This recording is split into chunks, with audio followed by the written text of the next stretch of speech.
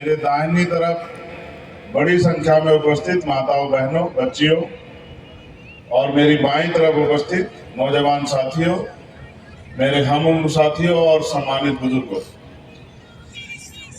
आपके और मेरे बीच में आज ये जो बातचीत आसान हो पाई, इसका एकमात्र जो सहयोगी है वो यहाँ की भीम आर्मी आजाद समाज पार्टी के बहुत ही सम्मानित साथी, उन सभी पदाधिकारी साथियों का मैं बहुत बहुत धन्यवाद करता हूँ कि उन्होंने एक अच्छा प्रयास करके मुझे आपके बीच बुलाया। और कौन नहीं जानता कोटा को, पूरा भारत जानता है कोटा को।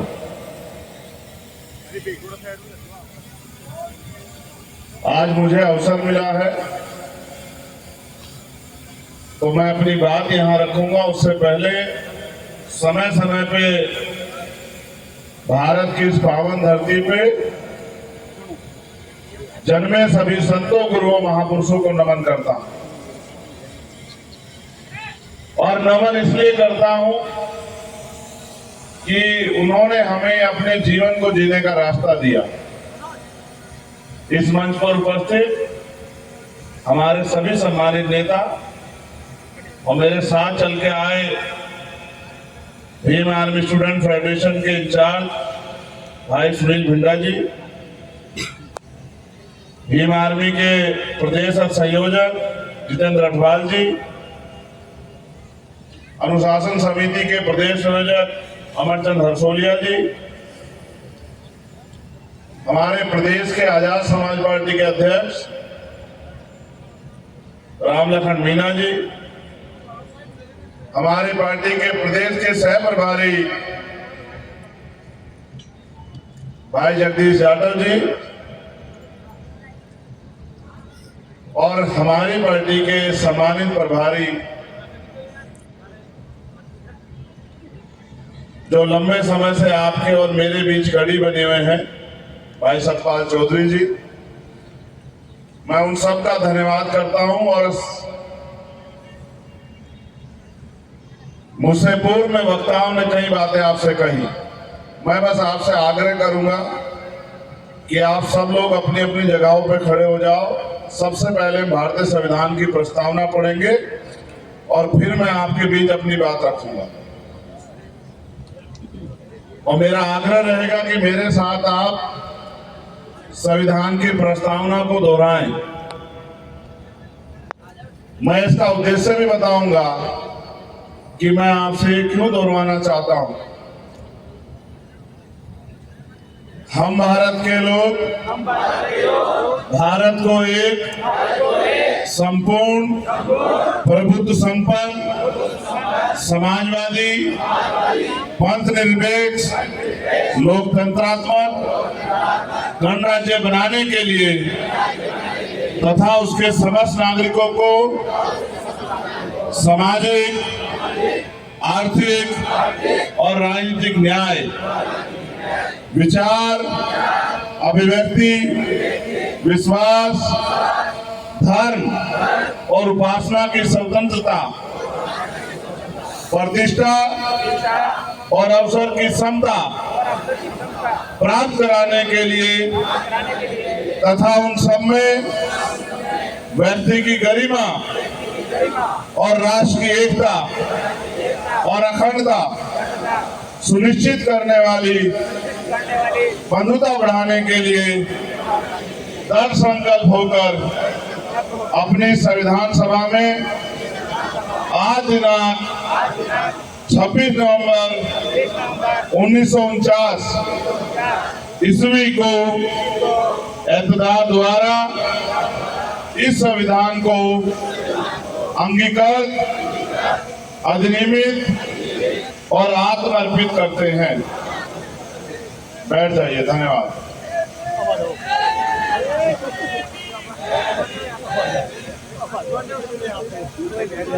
मैंने आपको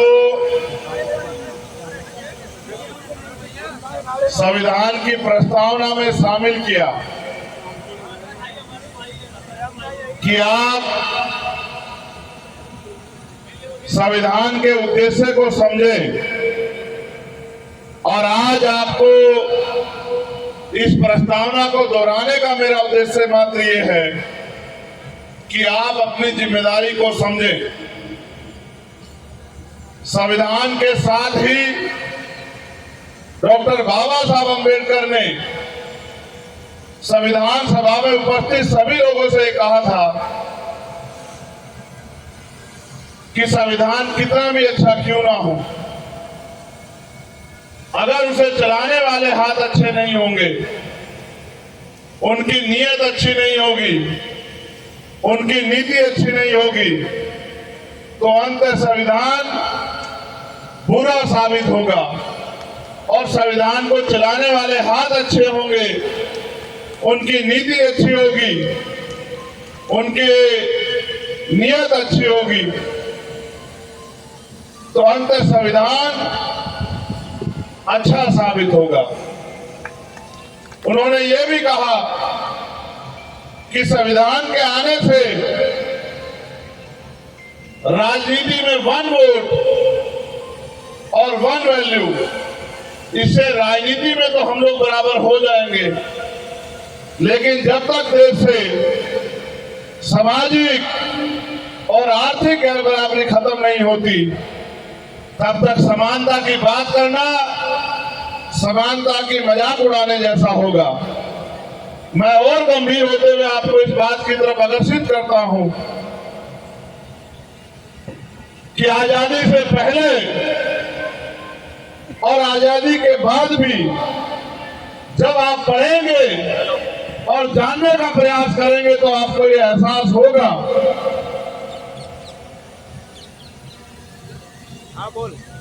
कि हमें अपनी लड़ाई, हमें अपनी परेशानियों से मुक्ति के लिए हमारे बीच के लोगों ने ही अपने सुख दुख त्याग करके, अपनी सुविधाएं त्याग करके और अपने परिवार को भी निछावर करके और अपना खुद का पूरा जीवन समाज को जिम्मेदारी से अपने पैरों पर खड़ा करने के लिए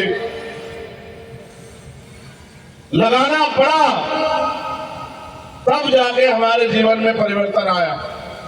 आजादी से पहले भी तमाम राजा रजवाड़े पैदा हुए, तमाम संत गुरु महापुरुष पैदा हुए, लेकिन शोषितों वंचितों के बीच जब जब परिवर्तन आया, जब जब उनके जीवन में बदलाव हुआ, आप आईना उठा के देखोगे इतिहास के रूप में, तो आपको एहसास होगा कि आपके बीच में से ही कोई निकल के गया और उसने अपनी जिम्मेदारी को अपने कंधों पे उठाया, उसने अपना जीवन अपने समाज के नाम समर्पित किया, तब जाके हमारे जीवन में आज ये अवसर और सम्मान तैयार हुआ।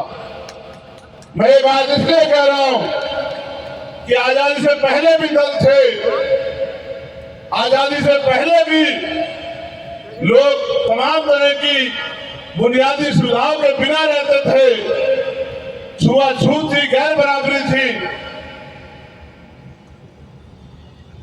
और उस गैर बराबरी को बढ़ावा देने वाले भी थे, उस गैर बराबरी को थोपने वाले भी थे, लेकिन उस गैर बराबरी को अपमान मान के, उस गैर बराबरी को गलत मान के हमारे महापुरुषों ने लंबे समय संघर्ष किया, तब जाके भारत में संविधान आया और 26 जनवरी 1950 को यह तय हुआ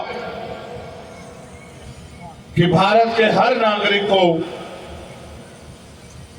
समान अवसर मिलेंगे, उसके साथ गैर बराबरी नहीं होगी, उसके साथ धर्म के आधार पे, जाति के आधार पे, आर्थिक आधार पे छुआछूत नहीं होगी, और उसको सरकारी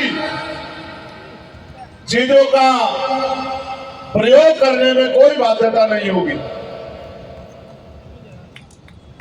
अभी अभी प्रधानमंत्री जी के आर्थिक सलाहकार समिति के अध्यक्ष का बयान आया, और ये बात मैं आज से नहीं जानता, हमारे महापुरुषों ने लंबे समय से ये बात कही कि अगर हमने राजनीतिक शक्ति हासिल नहीं की तो एक दिन वो आएगा कि आपको आजादी देने वाला, आपको अवसर देने वाला संविधान, उसके ऊपर खतरा मंडरा जाएगा। और खतरा ये नहीं कि संविधान बदला जाएगा, मैं खतरे से आपको अवगत कराता हूं। और हमारे दलों को ताकतवर होना क्यों जरूरी है, आपकी ताकत अपनी बननी क्यों जरूरी है, इस बात को भी आप तक पहुंचाने का काम करूंगा। भारत के संविधान का आर्टिकल 51D ये कहता है कि हमें देश की रक्षा करनी है। देश की रक्षा तब होगी जब देश को चलाने वाला संविधान सुरक्षित होगा।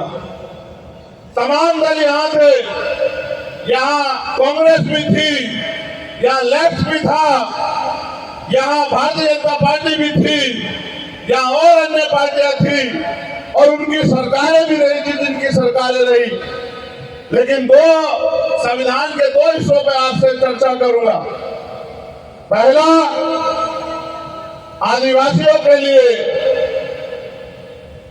भारत की अनुसूची 5 संविधान की, जो ये कहती है, जो डिक्लेयर करती है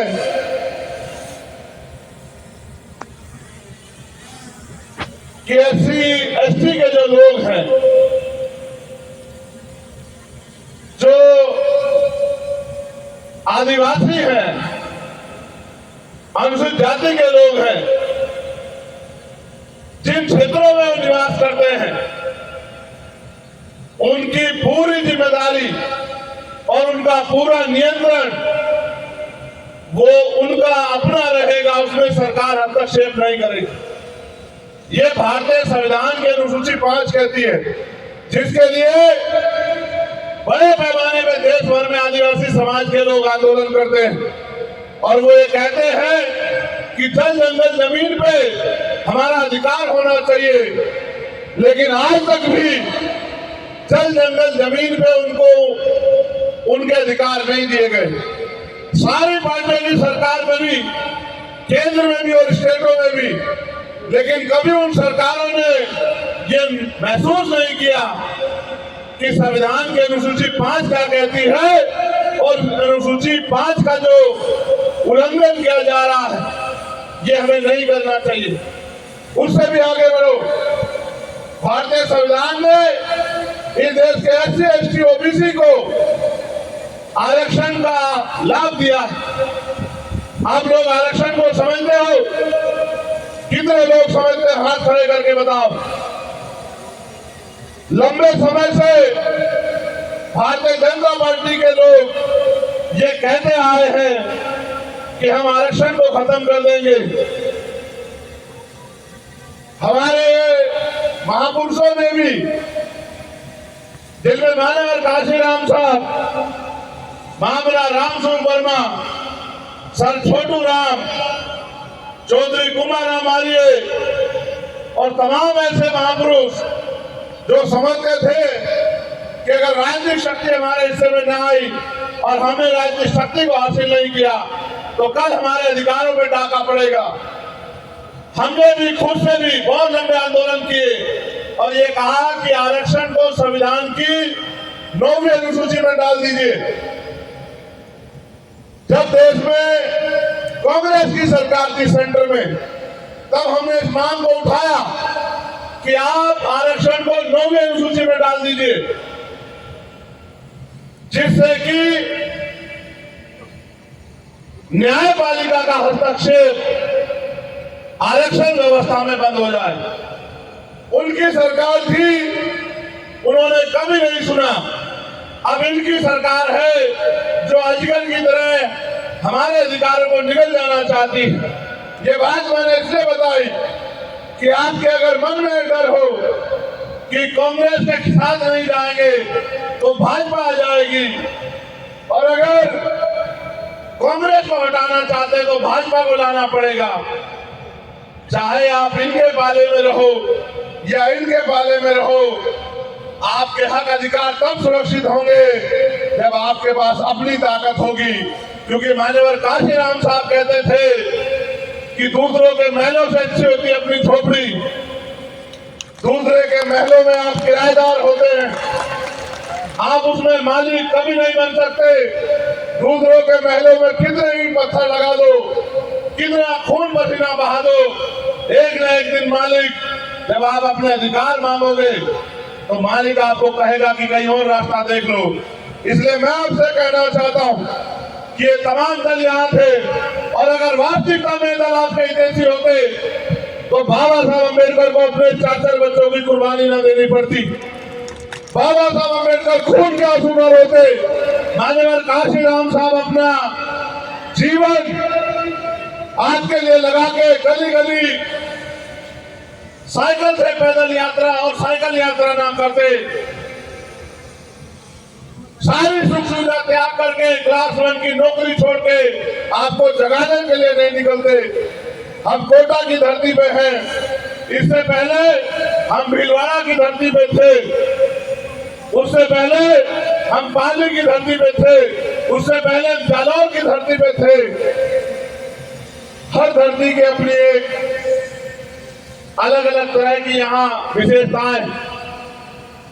जैसे जालौर और पाली सामंतवाद का गढ़ है, जैसे भीलवाड़ा वस्त्र नगरी है, ये शिक्षा की नगरी है।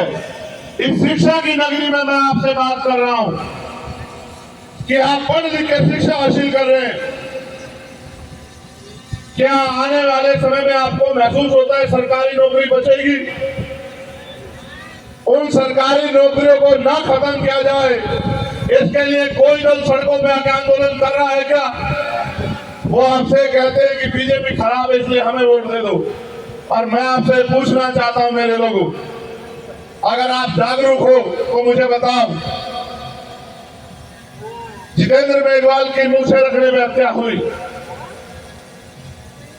इंद्र मेघवाल की मटकी छूने में हत्या हुई, ओम प्रकाश नगर की उसके पिता का अपमान हुआ और वो न्याय नहीं दिला पाया, उसने सुसाइड कर लिया। कार्तिक भील का परिवार सिरोही में आंदोलन पे बैठा 8 महीने से, और हजारों घटनाएं आपके जिले में आसपास होंगी। अभी अभी उदयपुर में कन्हैया नाम के एक व्यक्ति की हत्या हुई। मुख्यमंत्री उनके घर पहुंचे और उनके परिवार को 2 सरकारी नौकरी दी, 50 लाख रुपए का मुआवजा दिया। 50 लाख दिया, 1 करोड़ दिया,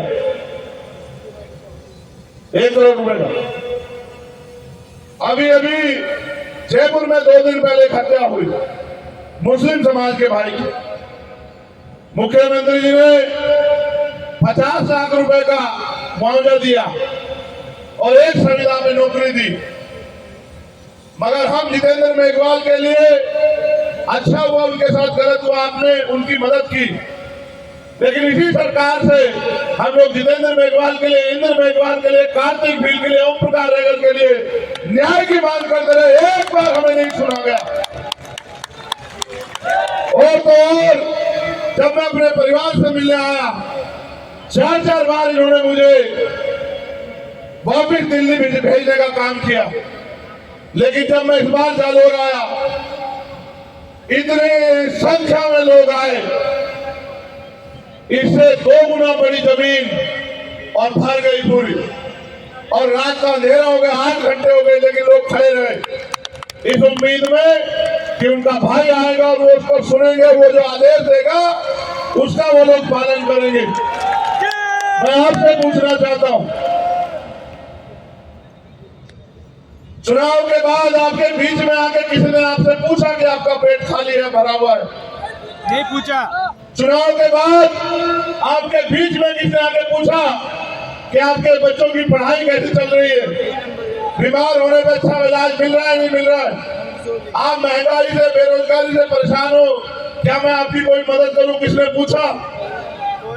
मैं आपसे कड़वे बात करते हुए कह रहा हूं, मेरी माए बहने बैठी हैं, अगर आप में वोट का अधिकार ना हो मेरे लोगों, ये आपकी बस्तियों में पैर रखने नहीं आएंगे। आप इस बात को जान लो, और अगर नहीं भरोसा तो आप कुछ दिन रुक जाओ। आज ये सम्मान स्वाभिमान का जीवन, आज ही नेता अगर हमारे लोगों के पैर धोते हैं, हमारे लोगों के घरों में जाकर भोजन करते हैं, इसका एकमात्र कारण है कि करोड़ों रुपए से भी कीमती ताकत है आपके पास, हर व्यक्ति के पास, वो है वोट। वो वोट आपसे कैसे ली जाए? डरा के, गुमराह करके, कुछ साधन देके, कुछ लालच देके, कुछ मदद करके, अगर ये वोट की ताकत आपके पास ना हो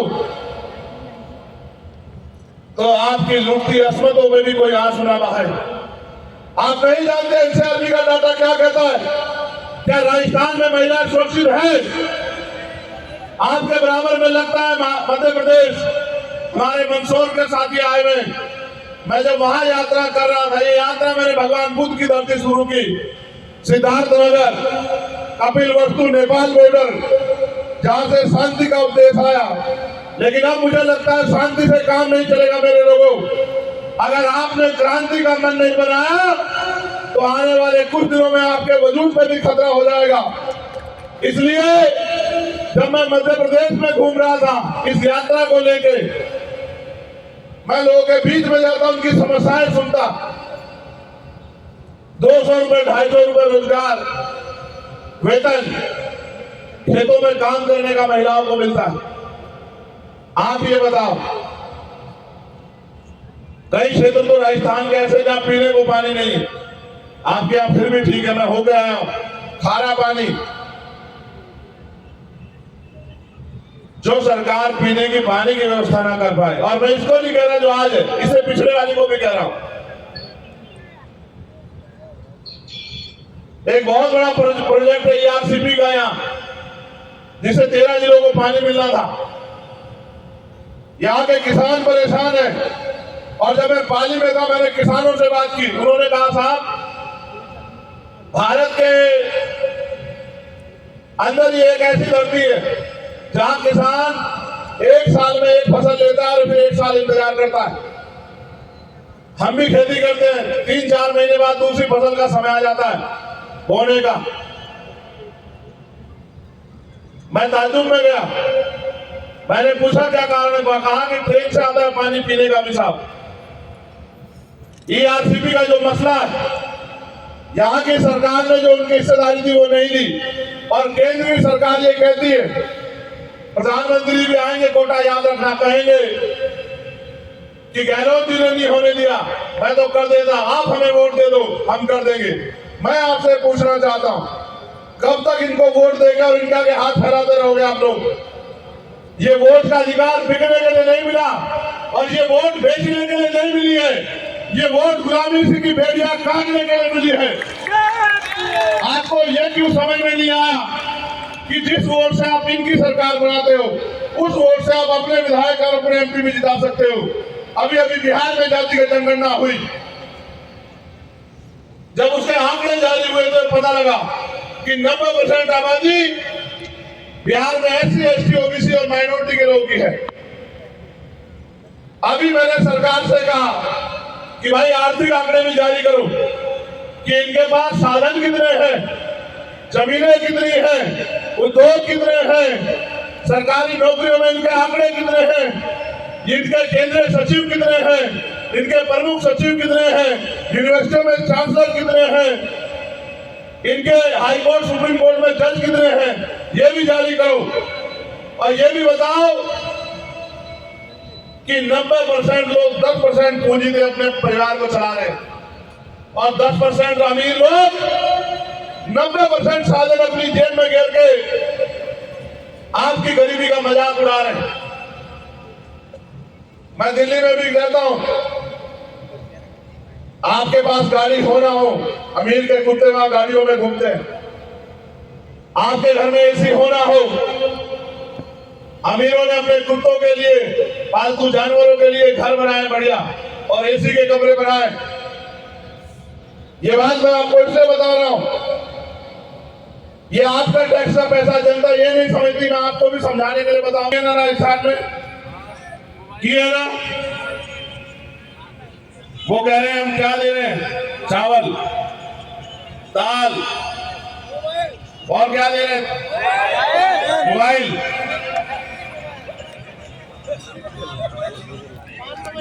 मैं मध्य प्रदेश में था, वहां के मुख्यमंत्री जी लाडली बहन योजना चला रहे हैं, 1250 रुपए दे रहे हैं, 1250 रुपए। और 4 साल 9 महीने बाद बहनें याद आई। 4 साल 9 महीने तक कहां थे? मैंने यहाँ के मुख्यमंत्री जी से पूछा, लड़ाई मेरी किसी से नहीं है, मेरी तो लड़ाई आपसे है। जब तक आप तैयार नहीं होंगे मैं आपको जगाता रहूंगा। मेरा